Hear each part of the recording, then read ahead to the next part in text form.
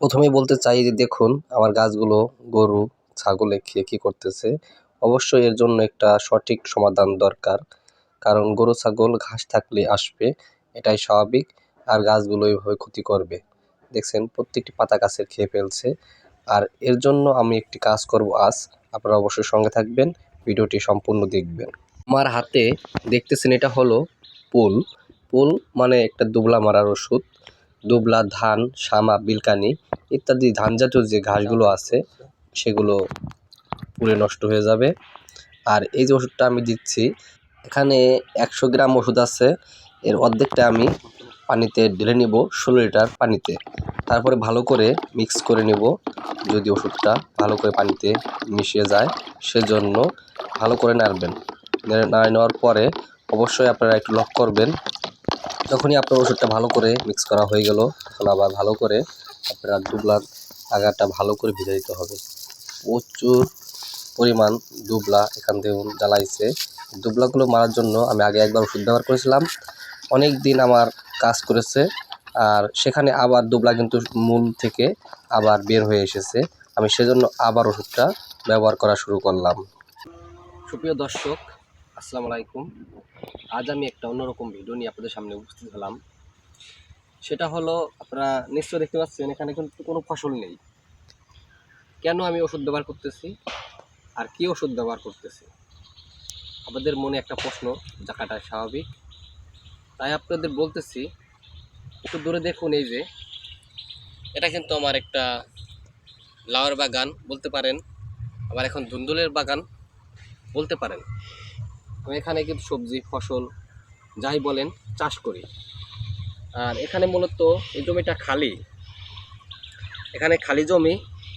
আর আগে একবার ওষুধ দিয়েছিলাম, প্রায় 2 মাস গরু ছাগল বান্ধা বন্ধ ছিল। আর এখন আবার এই যে নতুন করে ঘাস জ্বালাইছে দুবলাগুলো। আর এই দেখুন, এই যে দেখুন কী পরিমাণ দুবলা। এই যে দেখুন, এই দুবলা খাওয়ার জন্য মূলত এখানে ছাগল গরু বান্ধা হয়। আর সেক্ষেত্রে আমাদের অনেকটা ক্ষতি হয়। আপনি দেখাবো, এই যে দেখুন একটু লক্ষ্য করে, এই পাশ থেকে দেখানো সম্ভব না, অল্প কিছু। এই দেখুন আমাদের এই যে বটবড়ি গাছ, এই দেখুন উঠে ফেলছে। এই যে বটবড়ি গাছটা কিন্তু উঠে ফেলছে। আর এই দেখুন ডাটা সেটা রাখছিলাম, সেগুলো কিন্তু খাওয়াই ফেলছে, দেখছেন এই যে। আর ওই পাশে তো বলতে নাই, কিছুই নাই, সব খাওয়াই ফেলছে। তাই আমি উদ্যোগ নিলাম, এখানে যত ঘাস থাকবে ততই গরু ছাগল আসবে, ছুটে আসুক আর বাঁধবে। সেজন্য আমি একটা উদ্দেশ্য নিয়েছি, এখানে যদি আগাছা নাশক দিয়ে দেই তাহলে তার এখানে গরু কেউ বাঁধবে না। ঘাস না থাকলে তার গরু আসবে না, ছাগলও আসবে না, আর কারোর সাথে আমার ভেজাল করতে হবে না। সে উদ্দেশ্যে আমি চিন্তা করলাম, যদি 100 টাকায় যদি আমার একটা সমাধান হয়, আর একটা ভেজাল করলে কিন্তু ভাই লক্ষ লক্ষ টাকা চলে যায়, সেটা অনেক কিছু হয়ে যায়। আর সেজন্য আমি আপনি চিন্তা করলাম, আমি ভেজাল না করে আমি সংক্ষিপ্ত একটা পথ বেছে নিই। সেটা আগেও ব্যবহার করেছি, এখনও ব্যবহার করছি। আর যে জমিটা ব্যবহার করছি এই জমিটা কিন্তু আমার না, মালিকের সঙ্গে আমি কথা বলছি। মালিক ওই পাশে যে পেঁয়াজ লাগাইছে, মুড়িকাটা পেঁয়াজ, আলি দিছিল। যাই হোক, তারও একটু উপকার হয় আর বেশ উপকার হয় আমার। আর সে উদ্দেশ্যে কিন্তু আমরা যে আগাছা নাশক ব্যবহার করতেছি।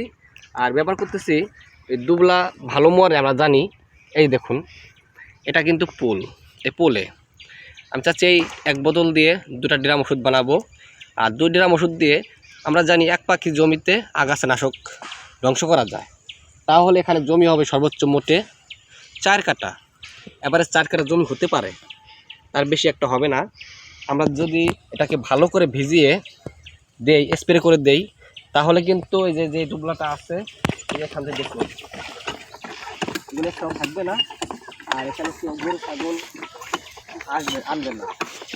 তাহলে দেখুন 120 টাকায় যদি সমাধান পাওয়া যায়, তাহলে কেন আমরা ভেজাল করব, কেন আমরা জঞ্জাল করব, কেন মানুষের সাথে তর্কে বিতর্কে যাব?